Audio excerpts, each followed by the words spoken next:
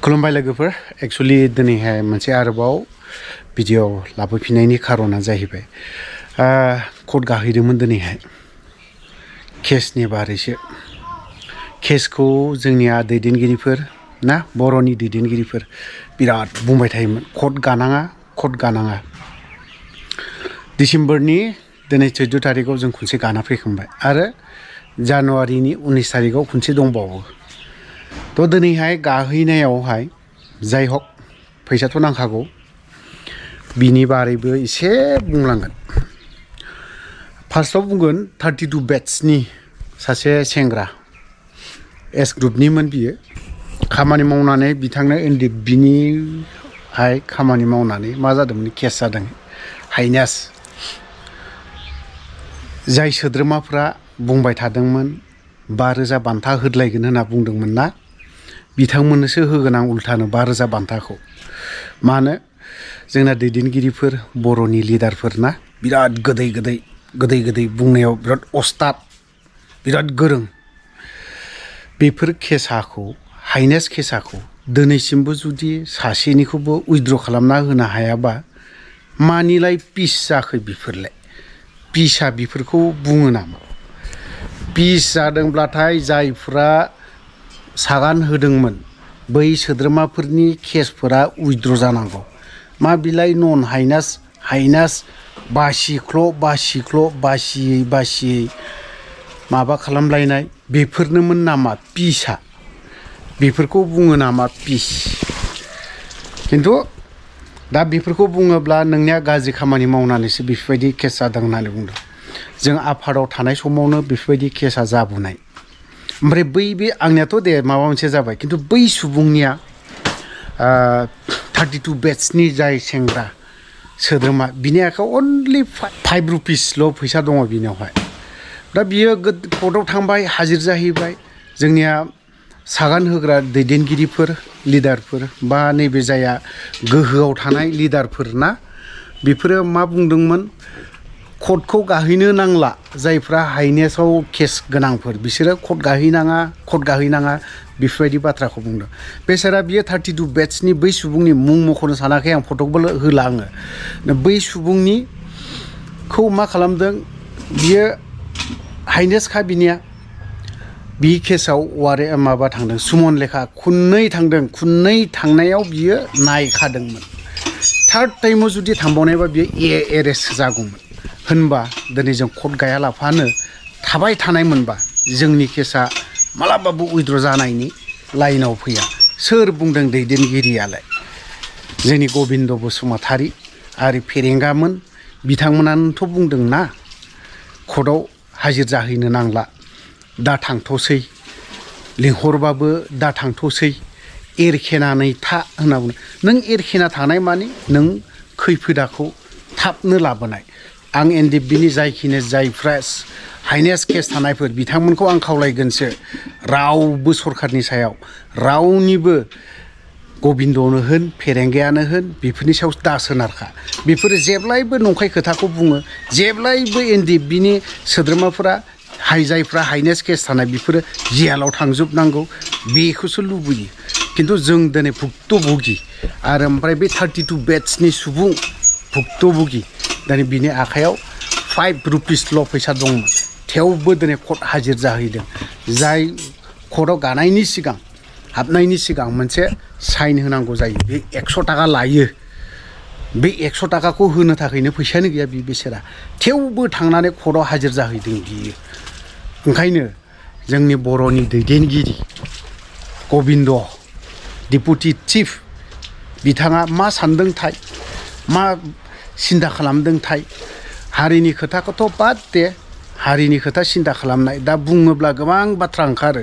दिनै फेरेंगानि हारिनि खोथाखौथ' मा बुंगोन बियो पलिटिक्सनि बाथ्राखौथ' मा बुंबावगोन बिनि सायाव पलिटिक्सआव बियो बुंबाय थायो सोरखौबा स्टुपिडसो होननो गोरों बियो बेफोरबायदि खामानि मावग्राया 2 टाइम जाबाय फेरेंगानि खोथाखौबो आं एसे बुंदेरगोन आं 2 टाइम जाबाय बियो 2 टाइमावहाय बियो जेब्ला बे केसनि खोथा जोबबावाखै बुंबावनि आं जोंनि केसा दिनैहाय खनसे हाजिर जाहैबावदों दिनैहाय आरो जानुवारिनि 19 तारिखाव जों गाहैबावगोन जों केसजोंनो जों बोरायलांखासिगोन आरो केसजोंनो जोङो जुजिनानै थैलांबावगोन आरो नांलांबावगोन केसजोंनो जोंनावथ' दाथ' सुरुवातसो जाजेनांदों नांलांबाय थागोन जालांबाय थागोन अन्तत नैबे 32 बेट्सनि जोंनि खोथाखौ बाद दोन आंथ' दिनै फेरेंगामोनखौ बुङो रायो हिसाबै नोंथांमोना आंनि केसनि खोथाखौ उइद्र' खालामगोन खालामा बे नोंसोरनि बाथ्रा खिन्थु बे 32 बेट्सनि सेंग्रानि केसा मा जागोन बेथ' हाइनेस्ट केससो ना बे हाइनेस्ट केसआव दिनै 5 रुपिस लानानै दिनै केस गायजों बेसेबां दुखुनांथाव दिनै फेरेंगामोना बेफोरखौ उद्दिस लानो बा गबिन्द बसुमतारी मोना बेफोरखौ उद्दिस लानो गियान गैयामोन नामा थाल गैयामोन नामा दिनै एनडिएफबिनि जाय सोद्रोमा गिदिर लिडारफोर दा थानायफोरनाव बिथांमोनाव गैया जानो हागौ केस खिन्थु बै खामानिखौ मावनो थाखाय बै दैदेनगिरियानो थोनदोंमोन बेफोरखौ जुदि अपेनलि जुदि खोन्थानानै होजोबोबा सासेयाव बारग'आ एनडिएफबिनि लिडारफोराबो सोरनि लिडिंआव जानाय बेफोरखौ जुदि अपेन खुला खुलि बुंजोबनानै होयोब्ला बै सेंग्राफ्रा खिन्थु बै सुबुंफोरा बै एनडिएफबिनि जायफ्रा हाइनेस्ट केस जानायफोर बिथांमोना खुलिनो गोसो गैया खुलिनायबो नङा मालाबाबो खुलिनाय नङा खारन बे केसा हारिनि थाखाय मावनानै बा जों बर' इउथ्सफोरनि बा इउथ्स नङा बर' हारिनि थाखाय जाथिनि थाखाय खामानि मावनानै बियो दिनै केस जादों होननानै साननानै दं दिनैसिमबो दासिमबो सोरबा दिनै थिफुदला बाथ्रा बुंनो गोरों जाय कर्ट गाफेराखै बेफोर जेबो मिथिया कर्टआ मा बुस्थु आरो केसा मा बुस्थु बेखौ जेबो मिथिया थ' बाथ्राया आं बेखिनियावनो दोनथ'नो लुबैदों लोगोसे आं रन्जित बसुमतारी इएम बिराद थिफुदला बाथ्रा बुंबावो बियो आं बुंनो नागिरदों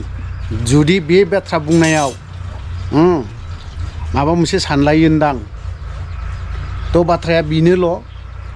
स्टुपिड होननायनि बाथ्रायाव खेथ्रआव बुंनो लुबैदों आं जेब्ला बियो एनडिएफबियाव थांजेनो 2013आव बिनि उनाव 14 ना 15 बे समाव रन्जित बसुमतारीया सार रन्जन दैमारिखौ अब्लानि समाव मा बाथ्रा बुंदोंमोन गोबां बियो स्टेटमेन्ट हगारदोंमोन गियानि गुनि जेन बिनिख्रुइ साबसिन हामसिन साननो हानाय रावबो गैया बिटिसिआव बे टाइपनि बाथ्रा बुंदोंमोन आं बै बाथ्राखौ सम सफैयोबा खेंगोन बे लेखाखौ बानायनानैबो बर' रायजो राजानो फोसावनायबो जादोंमोन गेजेर ससेयाव हयथ'बा बे लेखाया आबसु अफिसाव सोरनावबा थागोन निसिमायाव खैला मैला एबसु अफिसाव थानांगौ कपिया गांसेब्लाबो थागोन बायदि मोनदों आंनि मोनसे आइडिया खारन बावहायबो हैदोंमोन नालाय जोङो जाय हक बे समाव बियो एनडिएफबियाव हाबनाय समाव रन्जन दैमारिखौ गाज्रि मुं सुदोंमोन गाज्रि नाम लिरदोंमोन गाज्रि खोथा बुंदोंमोन मेडाम अनजालि दैमारिखौबो लानानै सेकेन्ड टाइम दिनै बिथाङा इउपिपिएल पार्टियाव हाबबाय पलिटिक्सखौ बियो बिराद आंगो लोगो बेफोरबायदि खालामनानै लादों नाथाय बे नङा रन्जित बसुमतारी पलिटिक्सआ रावहाबो लोगो गैया पलिटिसियान आंगो लोगो होननाय जिनिस गैया एकदम आंनि आंगो लोगो आंनिनो न'खरथार आंनो माबानाय बेफोरबायदि नङा खिन्थु दिनै बिथाङा हाग्रामायाखौ दिनै स्टुपिड होननायनि सिगां मानो गावखौ दांनानै लाग्रोआखै मानो दांनायनानै लायाखै आं बेखौसो बुंगोन नोंथाङा नंगौ रायजोनि सासे इएम फरेस्टनि डिपार्टमेन्ट बा मानिबा डिपार्टमेन्टनि नोङो सासे इएम बिटिसिनि नाथाय नोङो इउपिपिएलआव हाबनाय लगे लगेनो सोरखौबादि स्टुपिड होनना बुंगोन बे गनायजाथाव राव जायाखै नोंथांमोनानो दिनै गाज्रि लेंगुवेज गाज्रि सोदोब बा गुबुन बाथ्रा बुंनो फोरोंजेनदों दा जोंनि इउथ्स लाइमोनफ्राबो बे बाथ्राखौनो बुंलांबाय थागोन पलिटिक्सआव हाबनाय लगे लगेनो लेथ्रा लेंगुवेजखौ सोदोबफोरखौ बाहायलायनो हायो बेफोरबायदि खोथाखौ नोंथाङा फोरोंजेनदों खारन नोंथाङा बे समाव रन्जन दैमारिखौबो गाज्रि मुं सुदों मेडाम अनजालि दैमारिखौबो नोंथाङा गाज्रि मुं सुदों सेम दिनैबो नोंथाङा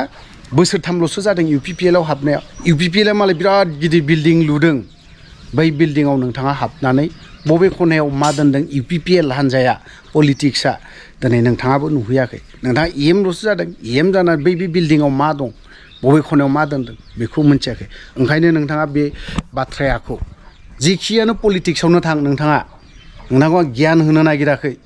नोंथाङा दिनै सेकेन्ड टाइम जादों NDFB आवबो हाबनाय समाव नोंथाङा रन्जन दैमारिखौ लेथ्रा लेथ्रा मुं सुदों दिनै UPPL हाबनाय लगे लगेनो नोंथाङा सोरबा पलिटिशियानखौ बा सोरबा मोनसे